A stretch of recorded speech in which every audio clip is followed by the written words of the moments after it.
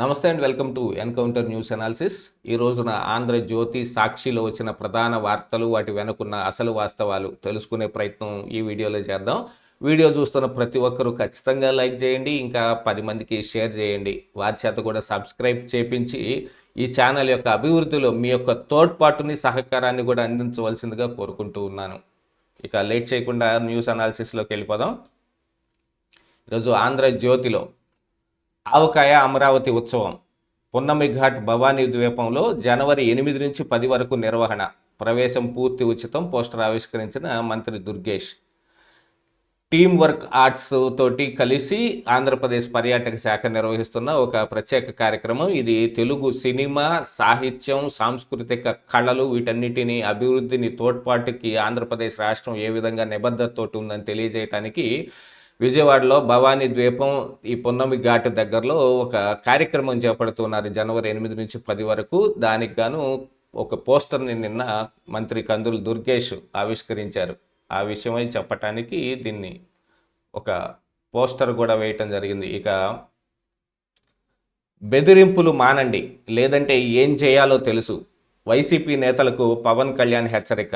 గత 2-3 రోజులుగా వైసీపీ నాయకులు మీద పవన్ కళ్యాణ్ బాగానే విరుచుకుపడుతున్నాడని చెప్పాలి. ఎందుకంటే వాళ్ళు మేము మళ్ళీ తిరిగి అధికారంలోకి వస్తాం, రప్ప రప్ప ఏటపో తలకాయలు నరికినట్టు నరుకుతాం, ఇలాంటి మాటలు మాట్లాడటం కానీ, కొన్ని అసాంఘిక కార్యక్రమాలు ఈ కారణంగా చేపట్టడం కానీ ఇవన్నీ బాగానే జరుగుతున్నాయి. నిన్న జగన్మోహన్ రెడ్డి ఈ బర్త్డే సందర్భంగా వాళ్ళందరూ పెద్ద ఉత్సవాలు చేసుకుంటూ, బాణసంచాలు కాల్చుకుంటూ, పెద్ద పెద్ద సౌండ్లతోటి తిరుగుతారు. నానా హంగామా చేసిన వాళ్ళు కొంతమంది ఉంటే, ఈ కార్యక్రమంలో పక్కన వాళ్ళతో గొడవ పడి వాళ్ళని ఆసుపత్రి పాలు చేసిన వాళ్ళు కూడా ఉన్నారు.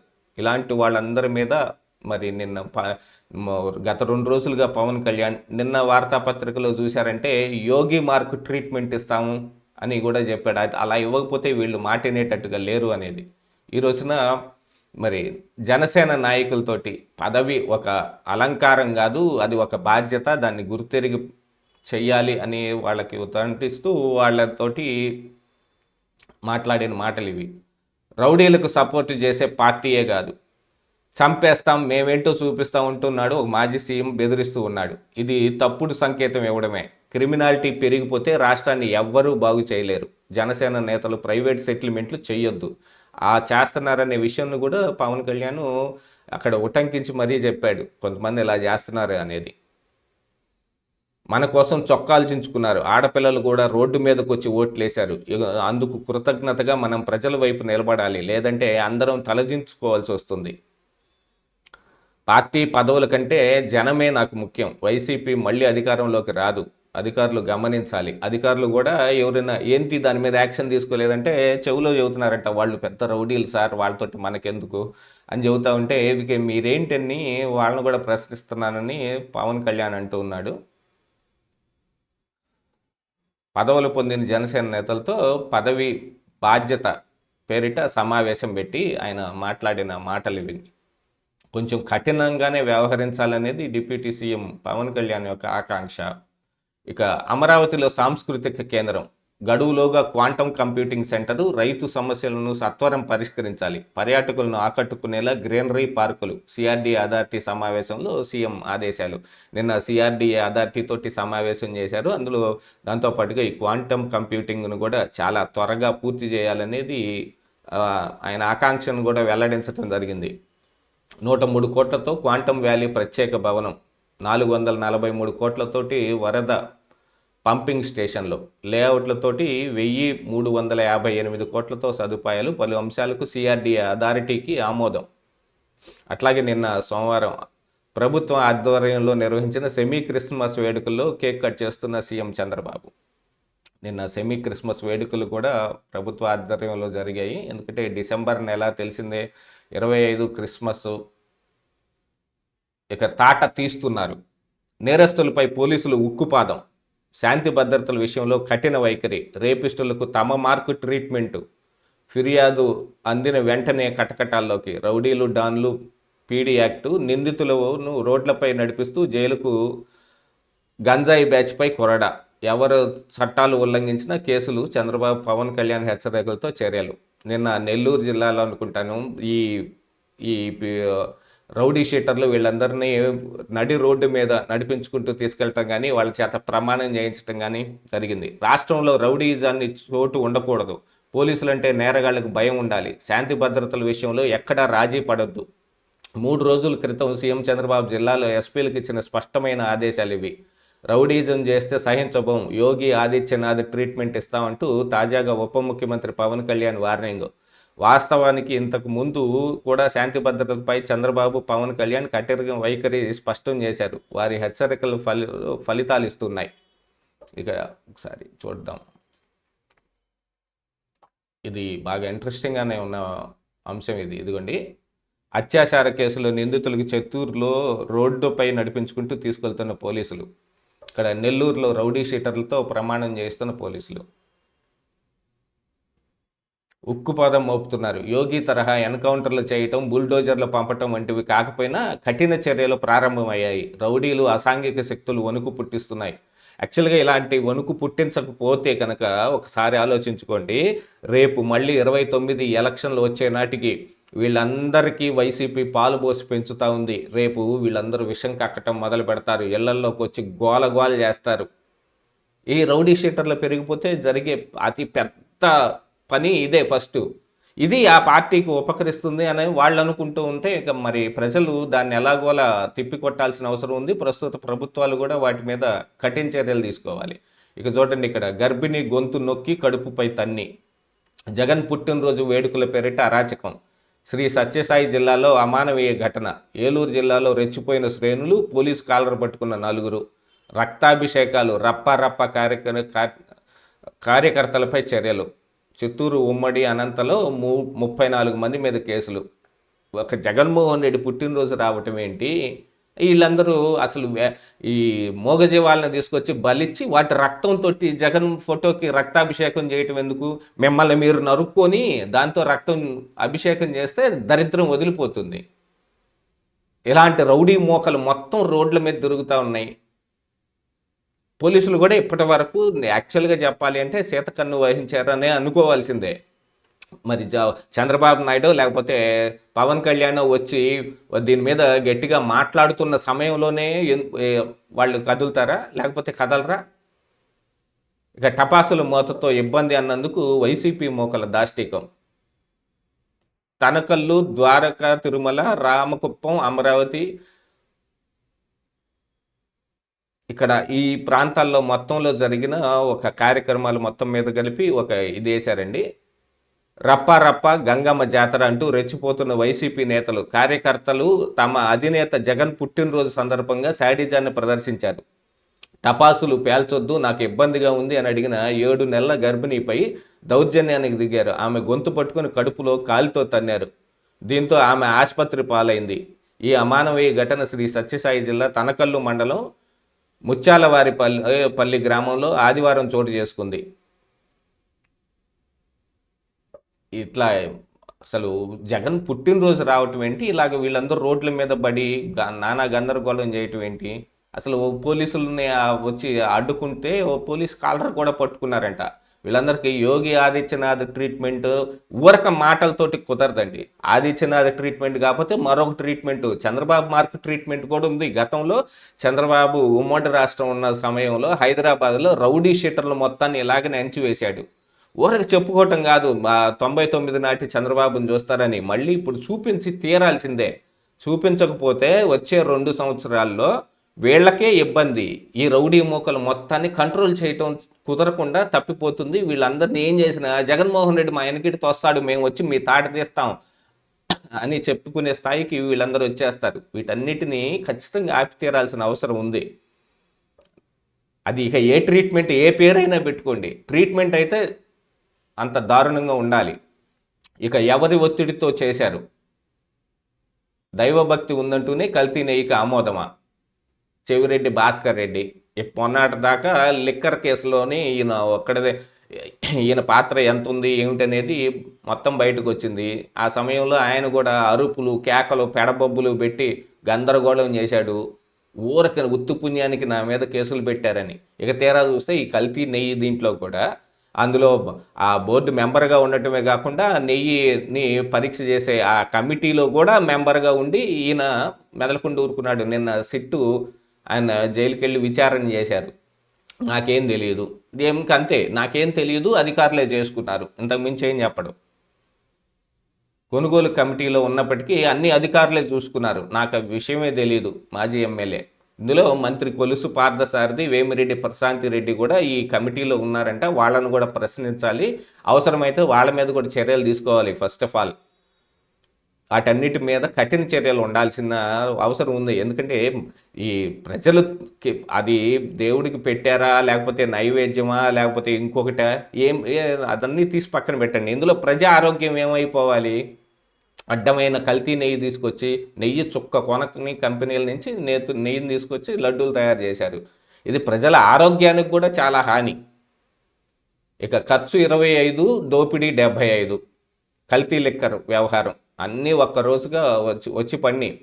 ఒక్కో మద్యం క్వార్టర్ బాటిల్ తయారీకి అవసరమయ్యే బ్లెండ్ ఖర్చు 15 రూపాయల లోపు ఉంటుంది. కానీ బెంగళూరుకు చెందిన బాలాజీ 45కు అద్దేపల్లి సోదరులకు విక్రయించాడు. నకిలీ మద్యం నింపడానికి ప్లాస్టిక్ ఖాళీ సీసాలకు ₹1, మూతకు మరో రూపాయి, బాటిల్పై అంటించే లేబుల్కు 20 పైసలు ఖర్చు చేశారు. బ్లెండ్ ఇతర ఖర్చు మొత్తం కలిపిన క్వార్టర్ బాటిల్ 48 మాత్రమే ఖర్చు అవుతుంది. దీన్ని తీసుకొచ్చి మరి మార్కెట్లో ఉన్న ప్రైస్కి అమ్ముతారు. ఒక్కో సీసాపై అద్దేపల్లి గ్యాంగుకు 50%, బ్లెండ్ సరఫరా చేసిన బాలాజీకి 20%. ఎక్సైజ్ దాడుల్లో తేలింది ₹1,68,00,000 2023 నుంచే నకిలీ మద్యం దందా. అప్పటి నుంచి ఎన్ని కోట్లు సంపాదించారో. ఇక ఇందులో జోగి రమేష్ కానీ, జోగి రాము కానీ, ఈ అద్దేపల్లి జనార్దన్ రావు, జగన్మోహన్ రావు వీళ్ళందరూ కలిసి ఒక 50%. ఇందులో దాడుల్లో తేలిందే ₹1,68,00,000 అంటే ఇంకా మరి సంవత్సరానికి అంత ఉందంటే 23 నుంచి చూడండి, 23, 24, 25 ఇక్కడి నుంచి వరుసగా తీసుకుంటా తవ్వుకుంటా రావాలి. జోగి రమేష్ నేను అమాయకుడిని అమాయకపు మాటలు మాట్లాడినంత మాత్రాన అది సరిపోదు కదా. ఇక ఇంకొక ఇంట్రెస్టింగ్ వార్త చూడండి. స్టార్లింక్ ఉపగ్రహాలకు రష్యా గండం, వాటిని లక్ష్యంగా చేసుకుని కొత్త ఆయుధాల తయారీ. ఈ భూమి మీద అయిపోయింది, ఇక అంతరిక్షంలో కూడా కొట్టుకుంటున్నారు. ఉపగ్రహాలు ఉన్న కక్షలోకి మిల్లీమీటర్ సైజు ప్లేట్లెట్లను ప్రయోగించడం ద్వారా ధ్వంసం చేసే ప్రణాళిక. 17న ఓ శాటిలైట్తో సంబంధాలు తెగిపోయిన స్టార్లింక్ నియంత్రణ కోల్పోయిన భూమి వైపు వస్తున్న ఉపగ్రహం. దీని వెనక రష్యానే ఉన్నట్లు అనుమానాలు. ఎలాన్ మస్క్ సంబంధించిన ఈ స్టార్లింక్ మారుమూల ప్రాంతాలకు కూడా ఇంటర్నెట్ నేను అందిస్తానని చెప్పి ఆయన ఆర్భాటంగా చెప్పి మొత్తం ఇప్పుడు ఈ ఉపగ్రహాలు వీటి ద్వారానే చేస్తానని, శాటిలైట్కి ఇంటర్నెట్ బయట ప్రపంచంతో ఎలాంటి సంబంధం లేని మారుమూల ప్రాంతాలకు సైతం ఇంటర్నెట్ సేవలు అందించే లక్ష్యంతో తాము దిగువ కక్షలో ప్రవేశపెట్టిన ఉపగ్రహాల్లో ఒక దాంతో ఈ నెల 17 నుంచి సంబంధాలు తెగిపోయాయంటూ 18న ఎలాన్ మస్క్ చెందిన స్టార్లింక్ సంస్థ ఎక్స్లో ఒక పోస్ట్ పెట్టింది. దాని వెనక రష్యా ఉంది అని వాళ్ళ అనుమానాలు. రష్యా వాళ్ళేమో వీళ్ళ మీద పడతారు, వీళ్ళేమో రష్యా మీద పడతారు. ఇక గల్ఫ్ దేశాల్లో కాలనాగులు, భర్త శవం కదలాలంటే కోరిక తీర్చాలంటూ వేధింపులు, సాయం పేరిట మృతుల భార్యలపై ఒత్తిడి. దుబాయ్లో ఓ ప్రబుద్ధుడి భాగవతం వెలుగులోకి, టీడీపీ నాయకుడినంటూ ప్రచారం. ఇక అధికారంలోకి ఎవరుంటే ఇక వాళ్ళ పేరు చెప్పుకుంటారు, దాన్ని ఏముంది. కానీ ఇలాగనా? ఎడారి దేశాల్లో ఎవరైనా ప్రవాసీలు మరణిస్తే వారి కుటుంబీకులకు బాధ వర్ణనాతీతం. కేసులు ప్రక్రియ పూర్తి చేయటం, మృతుల కుటుంబ సభ్యులు అల్లాడిపోతుంటారు. పరాయి దేశంలో సహాయం కోసం తెలిసిన ప్రతి గడపని తొక్కుతారు. ఈ క్రమంలో భర్తను కోల్పోయిన పుట్టెడు దుఃఖంలో ఉన్న మహిళలపై కొందరు కాలనాగులు కన్నేస్తూ ఉన్నారు. మానవత్వం మరిచి మృగాల్లా ప్రవర్తిస్తున్నారు. సేవల పేరిట మృతుల కుటుంబాల మహిళలను వేధిస్తూ ఉన్నారు. ఎంత దారుణమైన విషయం అంటే అంత దారుణం. కాకపోతే ఇప్పుడు గల్ఫ్ దేశాల్లో ఎవరైనా వెళ్ళి అక్కడ చచ్చిపోతే తిరిగి ఆ శవం మన దేశానికి తీసుకొని రావడానికి ఎన్నెన్ని కష్టాలు. వీటన్నిటి మీద గతంలో ఒక సినిమా కూడా వచ్చింది, తమిళ్ సినిమా. విజయ్ సేతుపతి, ఐశ్వర్య నటించారు ఓ సినిమాలో. అందులో ఇలాగనే విజయ్ సేతుపతి గల్ఫ్కి వెళ్ళి అక్కడ చచ్చిపోతే ఆ శవం తీసుకొని రావటానికి ఏమి ఈ లేకపోతే ఆ మహిళ అసలు తిరగని ప్లేస్ ఉండదు. ఇది ఒరిజినల్ స్టోరీని ఆ సినిమాకి తెరకెక్కించిన సినిమా ఇది. చాలా అద్భుతంగా ఉంటుంది సినిమా. కానీ అది నిజం వాస్తవం లాగానే ఉంది. ఇక ఉన్మాదిపై తోట, పోలీస్ తోట. మద్యం మత్తులో యువకుడిని పొడిచి పరారు, పట్టుకునేందుకు వెళ్లిన పోలీసుల పైన కత్తితో దాడి, కాలిపై కాల్పులు జరిపిన నిందితులను పట్టుకున్న సిఐ. అనంతలో మాఫియా సినిమాకు తలపించే ఘటన జరిగింది. మద్యం మత్తులో ఒకరిని పొడిచి పరారైన ఒక ఉన్మాదిని పోలీసులు పట్టుకోవడానికి వెళ్ళగా వారిపై కత్తి దూశాడు. ఈ దాడిలో పోలీసు ఇన్స్పెక్టర్ సైతం గాయపడిన ఆయన నిందితుడి కాళ్లపై కాల్పులు జరిపి అదుపులోకి తీసుకున్నారు. మాఫియా సినిమాను తలపించేలా ఈ ఘటన అనంతపురం జిల్లాలో సోమవారం చోటు చేసుకుంది. ఇక పేట ముఠాలో నలుగురి అరెస్టు. చిలకలూరుపేట దగ్గర జరిగిన సంఘటన గత చాలా రోజులుగా మనం మాట్లాడుకుంటూనే ఉన్నాం. పరారీలో 20 కార్లు స్వాధీనం. వాళ్ళు కార్లు దొంగలించే ముఠా కూడా. ఆ కార్లు కొన్ని పోలీసులకి గిఫ్ట్గా కూడా ఇచ్చారంట, దొంగతనం చేసి వచ్చిన కార్లు. ఇక ఇక్కడ చూడండి, రక్తాభిషేకం 34 మందిపై కేసులు. జగన్ పుట్టినరోజుకి జగన్ ఫోటోకి రక్తాభిషేకం చేయటానికి. జగన్ పుట్టినరోజు వేడుకల్లో మూగజీవాలను బలి ఇచ్చిన ఫ్లెక్సీలకు రక్తాభిషేకం చేసిన వైసీపీ నాయకులపై పోలీసులు చర్యలు తీసుకున్నారు. మొత్తం 34 మందిపై కేసులు నమోదు చేశారు. ఉమ్మడి అనంతపురం జిల్లాలో డిఐజీ సిమోషి ఆదేశాలతోటి మొత్తం 26 మందిపై కేసులు నమోదు చేశారు. వీరిలో 13 మందిని అరెస్ట్ చేసి స్టేషన్ బెయిల్ ఇచ్చి పంపారు. మూగజీవాల మీద కూడా. ఇక పోలీసులపై సర్పంచ్, వైసీపీ కార్యకర్తల దౌర్జన్యం.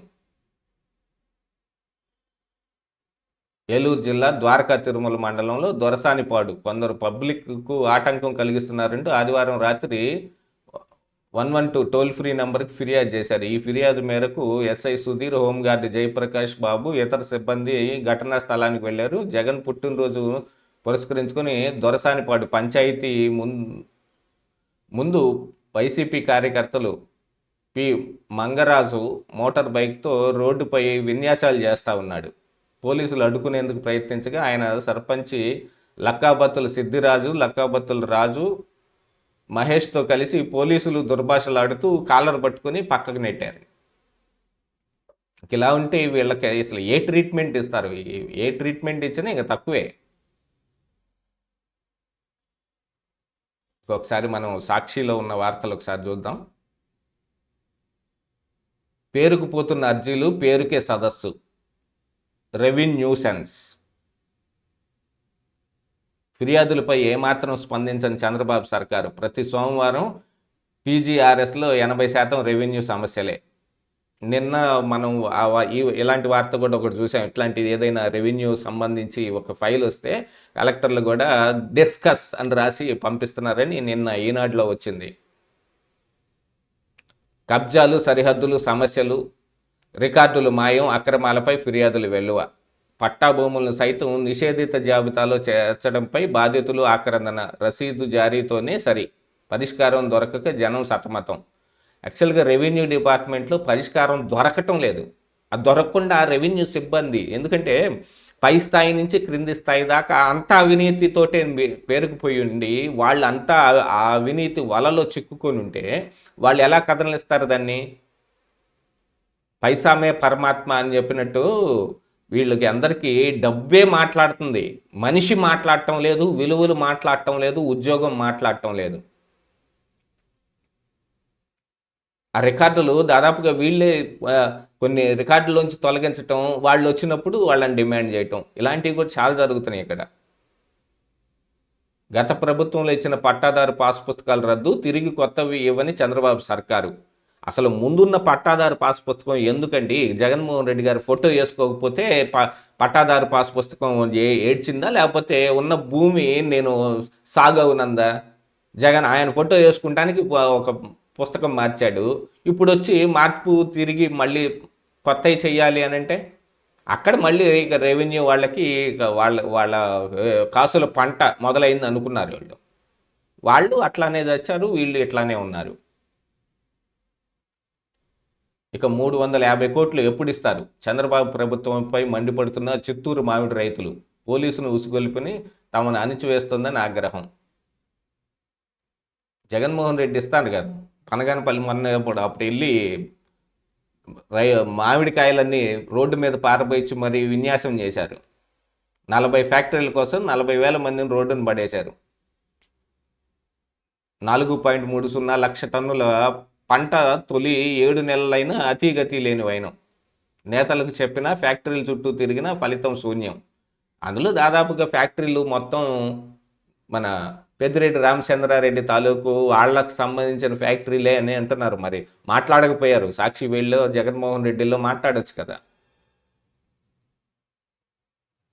ఇంకా ఏమన్నా ఉంటే మీరు ఇవ్వకుండా ఇంకా వేధించండి అని ఆ మాట మాట్లాడి వస్తారు వీళ్ళు. విసుగెత్తి చిత్తూరు కలెక్టరేట్ను ముట్టడించిన మామిడి రైతులు.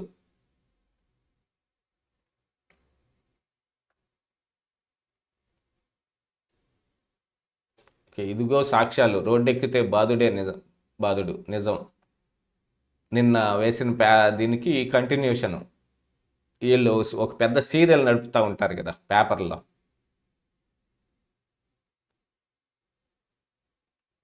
ఇక పల్నాడులో జంట హత్యలు. మాచర్ల నియోజకవర్గం దుర్గి మండలం అడిగొప్పల్లో ఘటన. గతంలో జరిగిన 2 జంట హత్యల మీద పిన్నెల రామకృష్ణారెడ్డి ఆయన సోదరుడు ఇద్దరు లోపలికి వెళ్ళారు. అన్నదమ్ములు హనుమంతు శ్రీరామ్మూర్తిని ఆదివారం రాత్రి హత్య చేసిన ప్రత్యర్థులు. ఒకే సామాజిక వర్గానికి చెందిన టీడీపీ నాయకుల మధ్య వర్గపోరుతోనే హత్యలు జరిగినట్టు అనుమానం. తెలుగుదేశం పార్టీలో ఆధిపత్య పోరు మరో 2 బలి తీసుకుంది.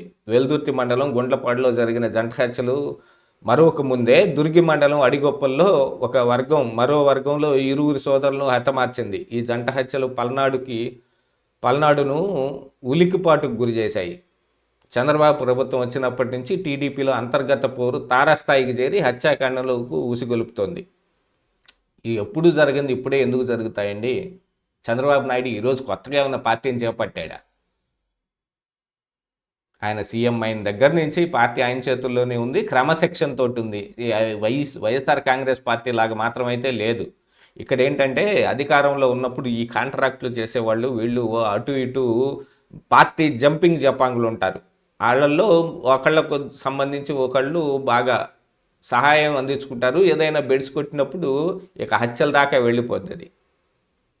ఇక మద్యం లాటరీల విధానంపై పునఃసమీక్ష. మద్యం షాపుల యజమానులకు మార్జిన్ పెంపుపై కసరత్తు చేయండి. మద్యం దుకాణాలపై ఏఆర్ఈటీ మినహాయింపులపై పరిశీలించండి. ఎక్సైజ్ శాఖ సమీక్షలో సీఎం చంద్రబాబు. ఇవంటి ఈ రోజున ఈ ఆంధ్రజ్యోతిలో సాక్షిలో ఉన్న ప్రధాన వార్తలు, వాటి వెనుకున్న అసలు వాస్తవాలు. వీడియోని చివరిదాకా చూసిన వారికి నా ప్రత్యేక ధన్యవాదాలు. వీడియోని ఖచ్చితంగా లైక్ చేయండి, ఇంకా 10 మందికి షేర్ చేయండి.